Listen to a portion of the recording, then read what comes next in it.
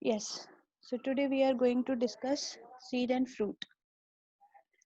So, before we start a deep conversation about seed and fruit, just go through some important terms. So, what is fruit basically?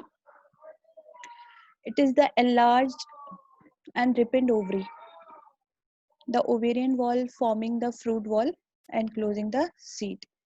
So, after the fertilization, this ovary converts itself into fruit.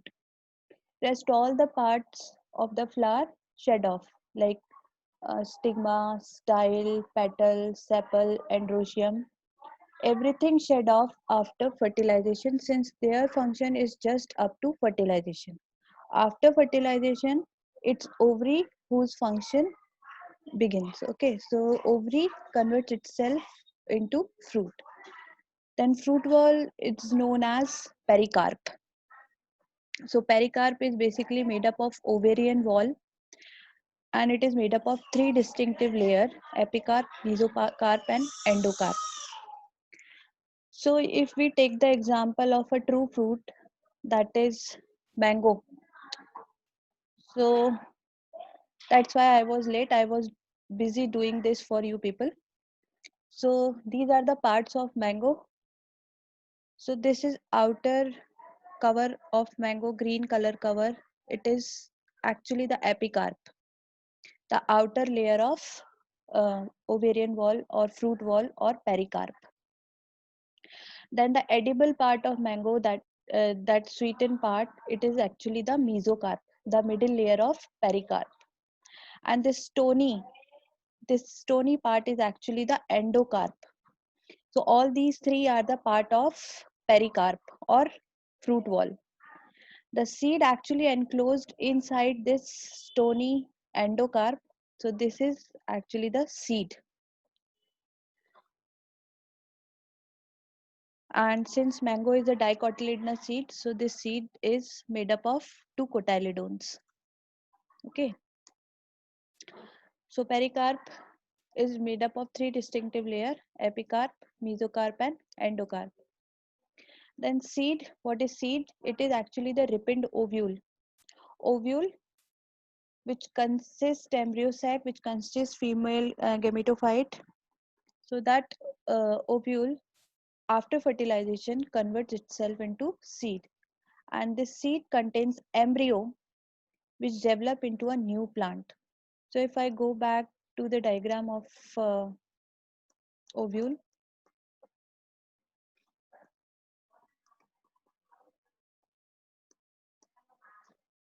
so this is the diagram of ovule. So this ovule converts itself into seed, and this egg cell after fertilization become embryo. And seed coat, these integument ultimately forms the seed coats. Okay.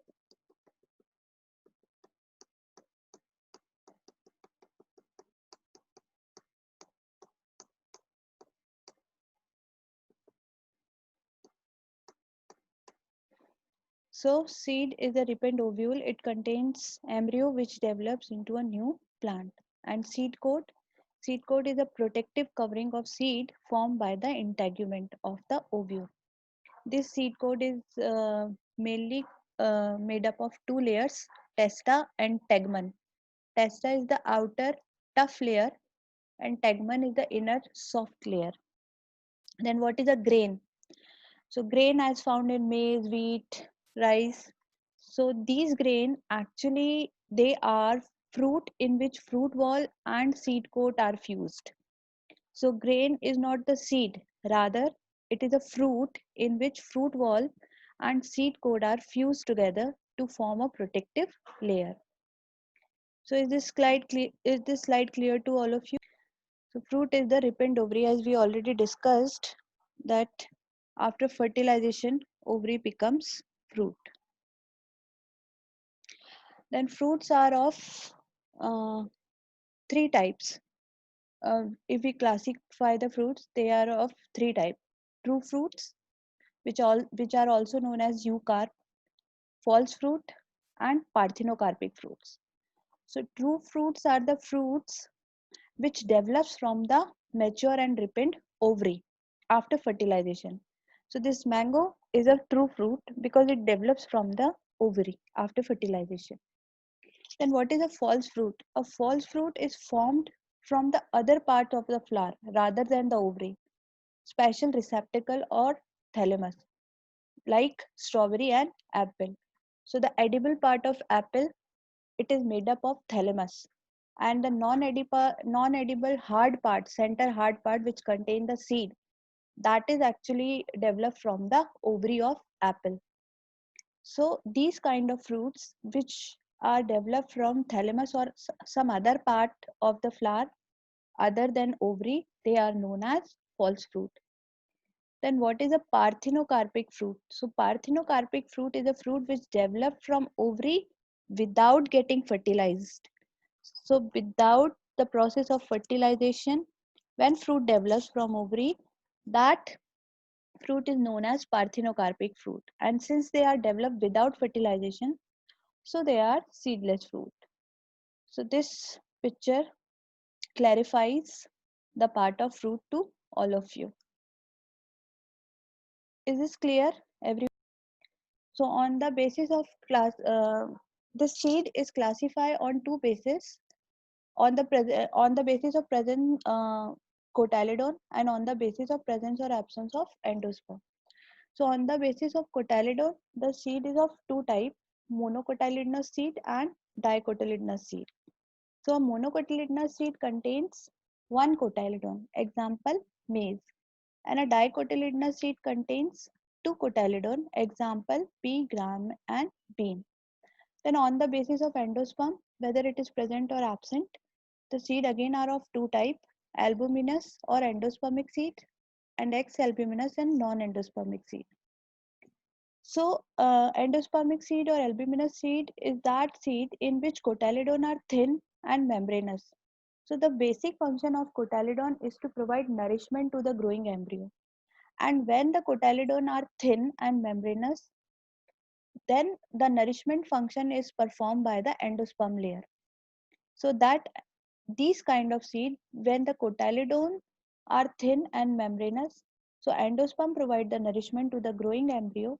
These kind of seeds are known as albuminous or endospermic seed. So example of a dicot albuminous seed is papaya and custard apple. An example of a monocot albuminous seed is cereal, millet and palm.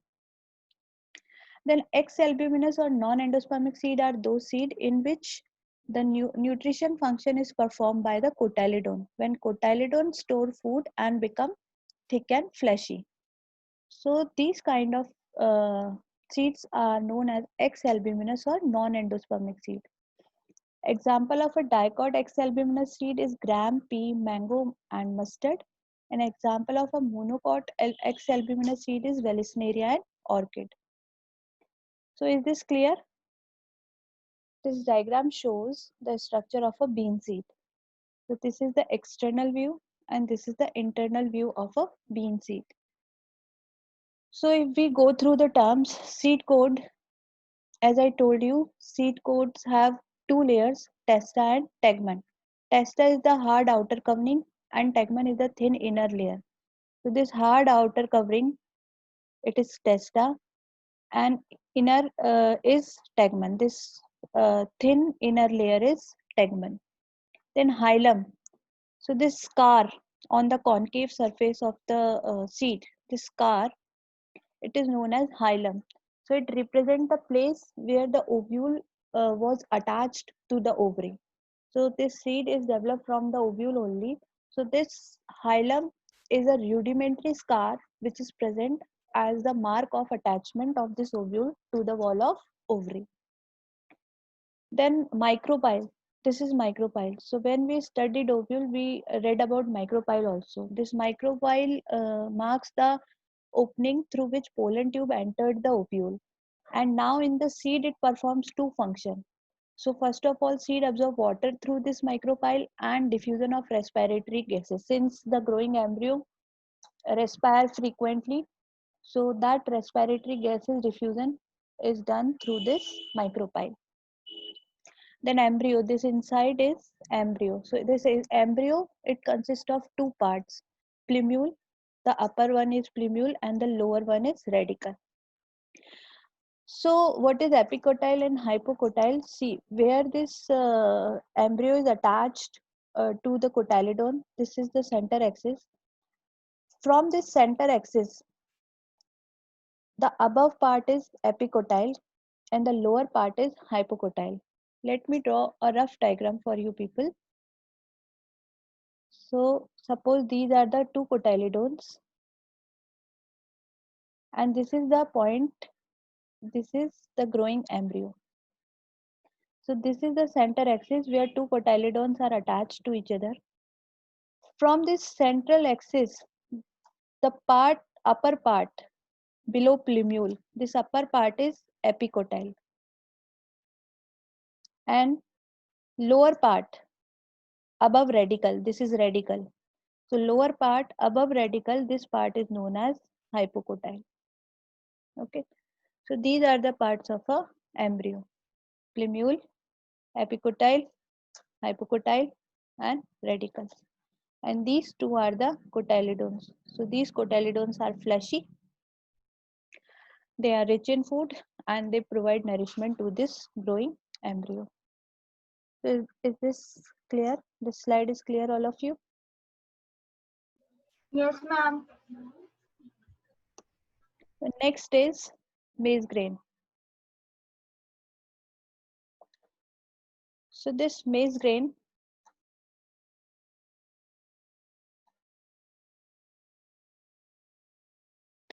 so am I audible to you? My screen is visible to you? Yes, ma'am. So this is the real diagram of a maize grain and I have dissected it for you people and it is showing, if you see it very carefully, it is showing the embryo part also.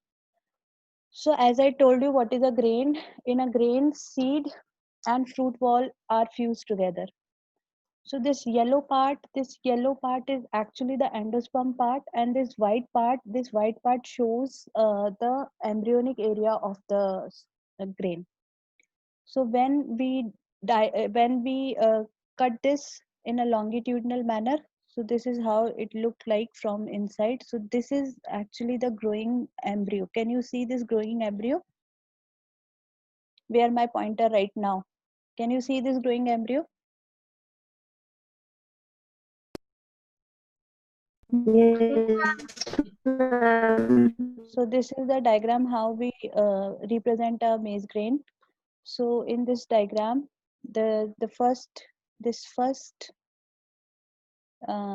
layer is fused pericarp and testa. Pericarp is the fruit wall and testa is the seed wall. Then inside to it is the aleurone layer. Aleurone layer is the endosperm. Endosperm is divided into two layers: outer endosperm and inner endosperm. Outer endosperm is rich in protein, rich in aleurone protein. That's why it is also known as aleurone layer. Then inner endosperm, it is rich in starch. Okay, so this endosperm is basically provide the nourishment to the growing embryo since cotyledon is very thin. Then this epithelium layer is the layer which separates the fruit area or endosperm from the embryonic area. So epithelium is the epithelium separates the endosperm from the embryonic area. Then scutellum. Scutellum is the single cotyledon of the maize grain. Then these coleoptile, plumule, radicle, and coleorhiza. These are the part of embryo. So coleoptile is the protective covering around plumule. It is a thin membranous protective covering around the plumule. Then radicle, what is plumule? Plumule is in future it developed to form shoot system. Then radicle in future form root system. Then what is coleorhiza? Coleorhiza is again thin membranous covering around the radicle for the protection. So is this diagram clear, everyone? Ma'am, what is the function of coleoptile? Coleoptile, its function is protection to provide protection to plumule.